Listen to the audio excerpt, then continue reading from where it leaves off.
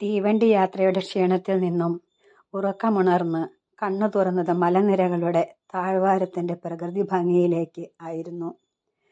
ചെങ്കുത്തായ മലകളിൽ നിന്നും വെള്ളിക്കൊലുസ് നിവർത്തി വച്ചതുപോലെ ഒഴുകിവരുന്ന ജലത്തെ നോക്കി അന്തം വിട്ടു നിന്ന ബാല്യനിമിഷങ്ങളിലേക്ക്. വഹിക്കേണ്ട ചുമതലകളുടെ പൊതുക്കെട്ടുകൾ നിവർന്നു തുടങ്ങി.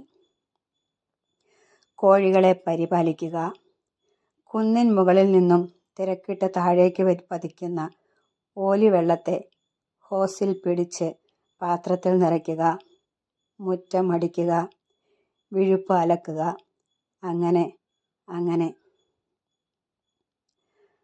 10 വയസ്സ് തികയാൻ മാസങ്ങൾ ബാക്കി നിൽക്കുന്ന എൻ്റെ ബാല്യത്തിൻ്റെ ചുമലുകളിൽ ജോലിയുടെ പൊതിക്കെട്ടുകൾ തൂങ്ങിയാടുമ്പോഴും മലമുകളിൽ നിന്നും ധൃതിയിൽ താഴ്വാരത്തിലെത്തി അരുവികളായി ഒഴുകിയെത്തുന്ന ശുദ്ധജലത്തെ കണ്ണു നിറയെ കണ്ട് ആസ്വദിച്ച് നിന്ന ബാല്യ